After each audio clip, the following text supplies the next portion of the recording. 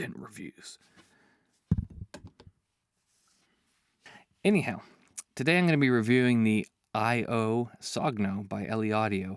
This is an IEM that I've had for a while now as my main driver. I've been listening to it pretty regularly, and I have a lot of thoughts on it, so let's get into it. First and foremost, what is this thing? Well, it is a $400 IEM, which I would consider kind of top of the mid-range area. It has quite a bit of drivers in it. It's got a 10mm and a 6mm custom coaxial dual dynamic driver, whatever that means. And it has 4 customized full-range balanced armatures. Gotta love those BAs. And it's got 2 customized high-range balanced armature drivers made out of a diaphragm material DD, whatever that is, and a 10mm silicone rubber surround mixed fiber dome with a 6mm PET diaphragm. Anyway, all of that just to say it's got a bunch of drivers in it. So, does it sound good? That's all I really care about. Yeah, it comes with a couple things. Has the ear tips, has a cable, has a little case, all the regular stuff. I don't really care about that. I just want to kind of go over the sound quality in this review and my listening impressions. So, let me just show you what it looks like first of all here. Boop. There you go. So this is the shell of the IEM. It's got a really nice appearance in my opinion. It's got a really small little 0 I guess IO logo there, whatever that is. And it has a very nice, almost somewhat metallic, shiny looking gray material underneath the enamel or resin or whatever that's made out of. And on the side, it's very sparkly. I don't know if you're going to be able to pick that up on the camera, but it's got a nice, almost like glittery quality to it. I like it. It's got a pretty standard nozzle here.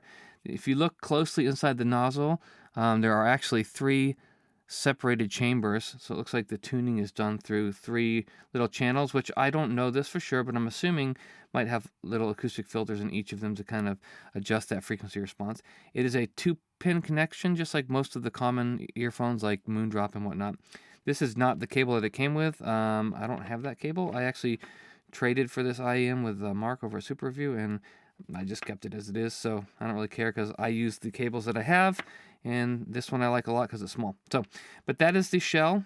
It's a little bit thick. It's kind of a chunky shell, but what I do like about it is it has similar shape to the Dunu EST112, some of the Dunu IEMs where it's kind of teardrop shaped, and it's very smooth and round on the shell, so it's very comfortable in the ear. In fact, I don't usually do this, but just stick that in there, and you can see it fits nicely. I find it comfortable. I haven't ever had any fatigue listening to it from the fit of the earphone being uncomfortable at all. It does no hot spots or anything like that. So if you have small ears, maybe that would be on the large size, but I find that the design really kind of negates the thickness and size of it. So how does it sound? Well, once again, let's go down here and take a look. So you can see here on my Dent Review target, this is actually a very, very good approximation of my target. Now, there's a little bit less mid-range here, and if you're going to be really critical, maybe a little bit more low bass. It's a little bit of extra 2 to 4 kilohertz there. However, honestly, I kind of like that. I'm actually getting to the point where I might revise my target because I feel like the etymodic lower treble, which generally sees a little bit extra in the 2 to 3K, just a little bit over what I have here, is actually a little bit more what I would call transparent. And even though it's a small deviation here, it does give a little bit more of a speaker-like presentation. There's something about that where your ears are sensitive to that range in a way that, as long as you don't overdo it, it adds a little bit more of a tactile sensation in that range, and I like that. It gives you a more firm, lower treble sound. Some people call it cold or maybe analytical. I like that. As you can see, it follows the treble very nicely. This little bump here obviously is probably just a measurement artifact. You get a lot of that as you shift the earphone in and out in the measurement rig here, because all you really have here is this, coupler, and it just sticks in here. So there's not a lot of, simulation of the ear shape in this particular rig that I use, but it works well, and I try to get it consistent, but nonetheless, that could shift a little bit depending on the depth. In fact, what I can show you real quick, this is actually using the spring tips that I have, which I like. And if you see the difference, it actually increases the treble and slightly shifts that bump there. So I've been experimenting with that, and I do think that the spring tips sound a little bit better. They sound a little bit brighter, and it makes this a little bit more neutral sounding, but the difference is very, very small, and frankly, it probably would fluctuate based on, your ear's shape and whether that tip sits deeper or more shallow in your ear. So, ear tips aside, I would say that in general, above about 9 kilohertz, this earphone is a little bit subdued. It has a soft sound to it, a gentle kind of soft quality. It's not that much, even though the impression can leave you desiring a little bit more tactile, high, airy, crispy treble.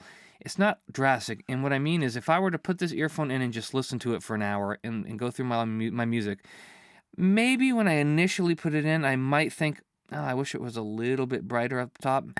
Sometimes I don't. Maybe it depends on the song I play. But after a few songs and for the hour that I'm listening, I completely forget about it after that. Now, I will say that I do use equalization, and sometimes when I EQ this up, all I need to do is add a single point to this EQ and just bump the treble up by about 3 to 4 decibels with a medium Q value, and it perfectly fixed the treble. So it's very capable of reproducing the treble, but the stock sound is just a little bit subdued there. And I would say that that's probably the real main flaw with the earphone. If I'd say it's a flaw, it's kind of reminiscent of the Moondrop illumination. I don't know. Yeah, I have that right here.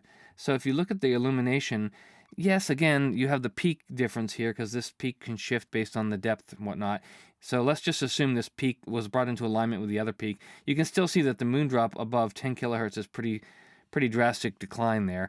While I don't think the Sogno, however you say it, is as much of a decline, I honestly do believe that it is still too low. And it does rob the earphone of the most high-def, critically precise quality to a very small degree. However, the rest of the earphone is so neutral in its tone, in its overall frequency balance, that it's a very revealing and very high-quality technicality to it.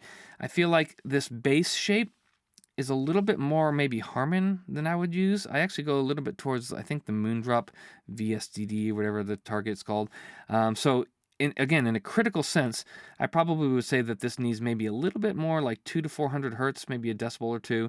And then at that point, the bass could stay the same because the shape is really good. I like that. But it could also go down a little bit lower. So, what does it sound like, though, in general? I would say that one thing I really like about it is it's completely inoffensive.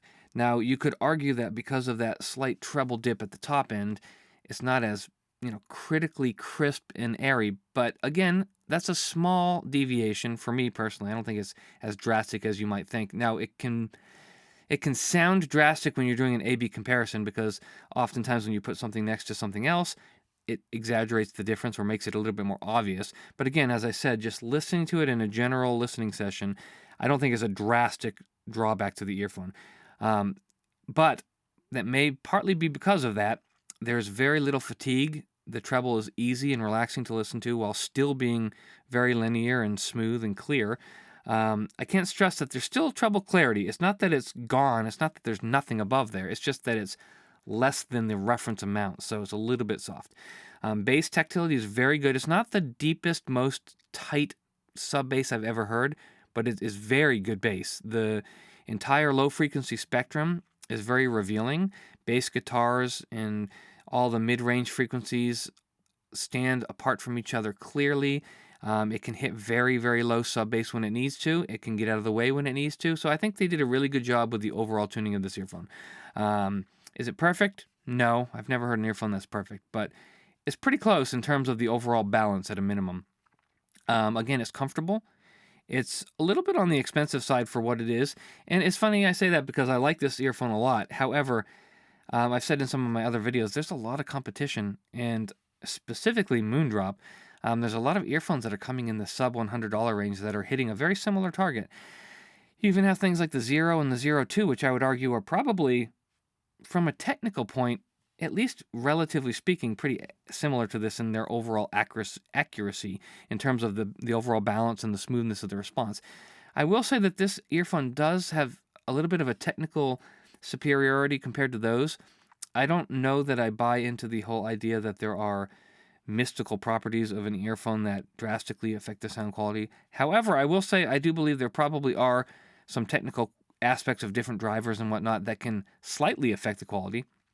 So while comparing these and EQing all of the said earphones to my target so that they all match that same target, they do sound very similar, and enough so that the price, that next like 20 times the price or whatever, is it worth it? Probably not. I'd say for most people, no. If this is a target that you're specifically looking for and you like the look of them and the accessories and you just are able to demo them and they're your style, cool, that's great. Maybe it's worth it. It's not a bad price. I think they're well designed and they're well built, and I think they do sound better than those cheap earphones. There is some quality to them that I don't know if it's simply the frequency response a little bit better where it matters. There's less peaky and dippy qualities to the treble, or if it's simply that the driver count allows the sound quality to be spread across the frequency spectrum without taking away performance from the driver, because in the single driver perhaps is pushing it to its limit. These are all just theories. I don't know. All I can say is the Sogno versus something like the Zero or Zero 2 comes across as having more width. Things sound wider and more spacious, and it sounds to me like there's more space between instruments. And if I'm listening to a mix where there's a piano in the middle and an oboe on the right and a guitar on the left, on the Zero, it might sound very, very clear and very frequency accurate, but the guitar and the oboe might be here and the piano might kind of be here, whereas on the Sogno, the piano is very clearly in front of you and the instruments are very clearly to the sides. So it just adds a little bit more of a, I hate the word holographic, but maybe a more realistic atmospheric spaciousness. And I like that. I like that a lot. Now, when you EQ that treble, it sounds even better because it brings a little bit more tactility to the treble. So those fine details just kind of jump out a little bit more at you.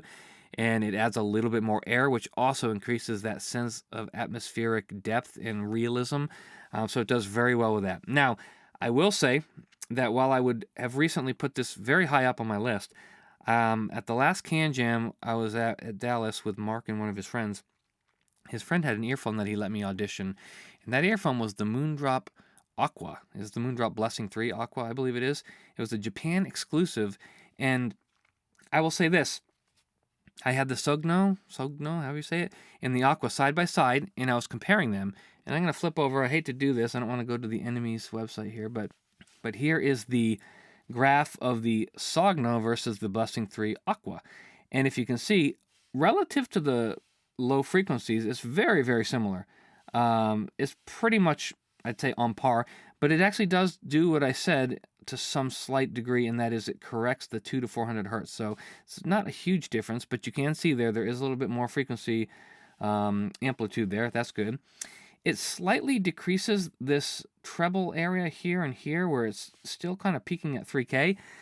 I didn't find that objectionable. In fact, I found it sort of gave a little bit of a cutout, like a carved clarity to instruments, whatever this curve does here. Maybe it was just that relative to the treble, 3K was even more pronounced than the surrounding frequencies, and therefore that kind of hits your ear in a way that makes those things jump out more. I'm not really sure, but I liked it. Otherwise, you have basically a similar treble, but you'll see here there's a significant amount more treble in the high frequency range, especially up past 14, 15 kilohertz. And that absolutely does a very similar thing to the EQ that I use, in that it gives more air and more clarity. And once again, this isn't, a perfect representation, as the resonant peak might shift based on the depth and your fit in your ears, and heck, they may not even be as relative to each other as they are on the graph if your ear fits them in a way that would kind of skew one or both of them. Nonetheless, I believe the graph that I'm seeing and the sampling that I had in my ears both indicated that there was more upper treble on the Blessing 3 Aqua, and I really like that. It made a nice improvement in the spaciousness, in the upper treble tactility. And I'm not trying to do a whole review on the Aqua right now. I will actually be getting one very shortly, thanks to Mark's friend, who is awesome, and he was able to go to Japan and actually pick one up for me, which is so cool. So I will have that shortly, and I'll do a little bit more listening and then come back with another review on that. But as of right now, I would actually say that to me, they sounded very, very similar, but the Aqua just had a little bit more technical prowess in probably mostly due to that treble being a little bit more tactile and clear. But it also did have a little bit better sub bass. And I don't know if it's partly the frequency response or if it's some other aspect to it, but it had a little bit more of a low rumble in certain songs. Like I was listening to Ori and the Will of the Wisps, and at the beginning of the song Shriek and Ori, or Ori and Shriek, there's a sub bass drum with the orchestra, and it sounds great on both of them. But on the Blessing 3 Aqua, it just had a little bit more of a physical low thump to it, which I really thought was nice, even though the bass wasn't any bassier. So, going back to the Sogno, the bass on the Sogno was very smooth and very refined, and it had a low thump to it, but it just didn't have the same amount of definition, the same amount of bass instrument definition. So on the Aqua, the bass drum of the orchestra sounded very delineated, and you could hear where that bass drum started and ended and the other instruments began. On the Sogno, relatively speaking, it was the same, but there was a little bit less of that, and it sounded a little bit more smoothed over, for lack of better words.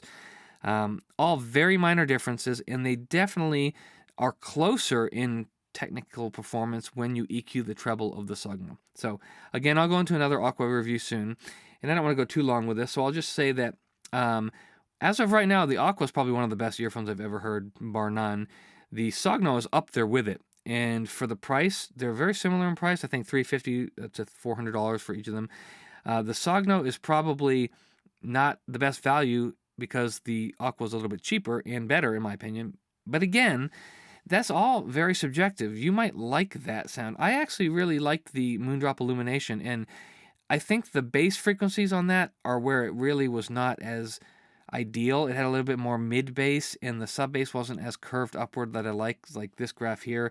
Had a little bit more of a shelf, and it just made things sound a little bit more maybe full, but not as high resolution in the bass area.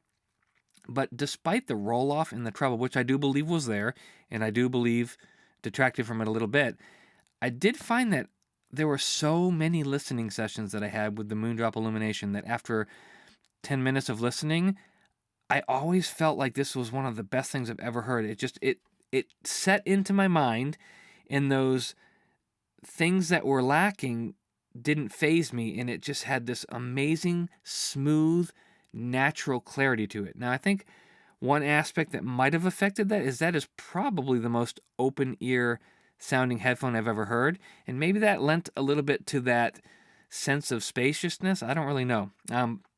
But there's a lot of other earphones. The only other earphone that's had a similar effect on me is the ER4S by Etymotic.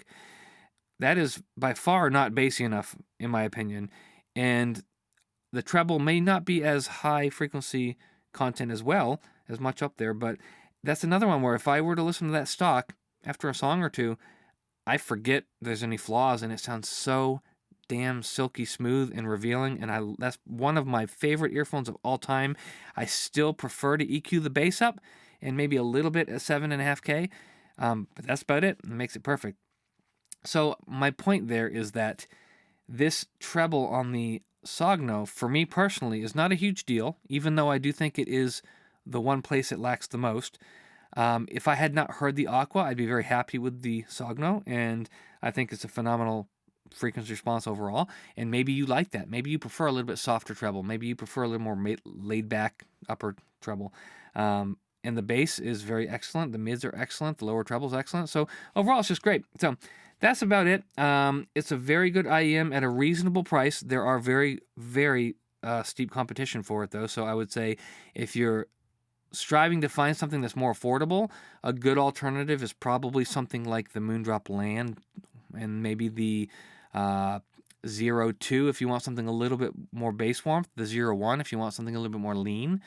Those are very, very good cheap alternatives. There's also some of the other ones out there that I don't remember the exact names, but there was like the 02 Dusk or the Red or some other ones. A lot of the critical ones are, going towards a similar sort of target, and he does a very good job of collabing with Moondrop and making, other earphones get close to his desired target for pretty cheap. So I would say go with that route.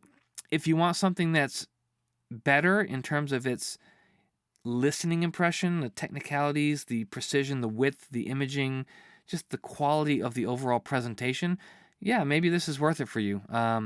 However, again, I would strongly recommend looking at something like the Aqua 3 or even the Blessing 3. Is it Dusk, I believe? I think it's the Dusk, which is very similar to the Aqua. It's very slightly different in the treble area. I think the Aqua has a little bit more of that lower treble, which I like because, again, it's almost more etymotic in style. But they're very, very close. I believe Mark even said in his comparison of them that he had a hard time differentiating between them. So they're very close. And both of those are cheaper, and the Dusk is more readily available in the United States. So that's what I would recommend. So that concludes the Sogno review. If you like this video and you've followed me this far, thank you very much for watching. Please like and subscribe. And another thing I wanted to mention, if you are a regular viewer and you've got this far, I may actually be branching out on my videos a little bit soon. I'm going to stick with audio and still be very dominant into the headphone reviews and things like that, and maybe start some more educational content around mixing and audio quality and things like that. But I also probably will start doing some things that I just want to do personally, like some of the cameras that I'm using for this. I'd like to talk about them and review some of the lenses and various things like that. So if that's something that you think would be interesting, let me know in the comments. If you think it's something that might detract from the channel, let me know in the comments. But as always, I appreciate you guys and I thank you for watching.